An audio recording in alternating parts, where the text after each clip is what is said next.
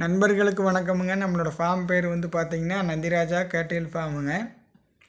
இது எங்கே அமைஞ்சிருக்குதுன்னு கேட்டிங்கன்னா கரூர் மாவட்டம் தென்னிலை அப்படிங்கிற ஊர்லேருந்து ஒரு 7 கிலோமீட்டர் அருகில் கார்வெளி அப்படிங்கிற ஊரில் அமைஞ்சிருக்குதுங்க.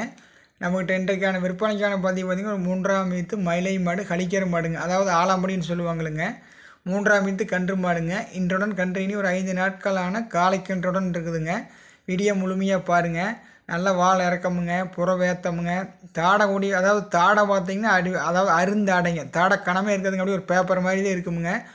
அதாவது தொப்புள் பார்த்திங்கன்னா இறக்கம் கிடையாதுங்க. இதுக்கு பிறக்கிற காலக்கன்னு அவ்வளோ ஒரு சூட்டிப்பாக ரேஸுக்கு சூட் ஆகுமுங்க. நல்ல சுத்தமான மாடுங்க. 8 பல்லு தெளிவாக இருக்குதுங்க. வீடியோ வந்து நீங்கள் முதல்லேருந்து கடைசி வரைக்கும் பாருங்கள். கறவைக்கு வந்து கால் நினைக்காது அவ்வளோ ஒரு ஒழுக்கமாக நிற்குமுங்க.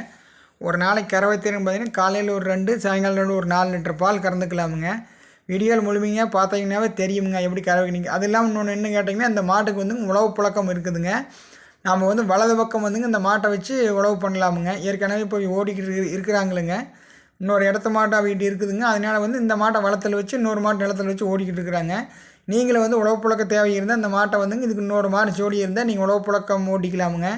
நல்ல குணவனமுங்க. கறவைக்கு அவ்வளோ ஒரு ஒழுக்கமுங்க.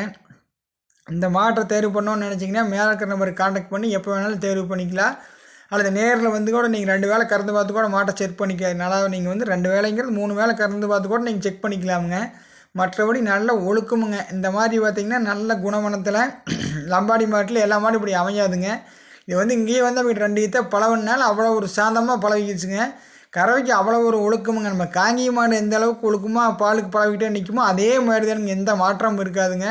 நீங்கள் கேரண்டியாக அந்த மாட்டில் வாங்கலாமுங்க. கெட்ட குணம்ங்கிறது இந்த மாட்டுக்கு வந்துங்க எதுவுமே கிடையாதுங்க.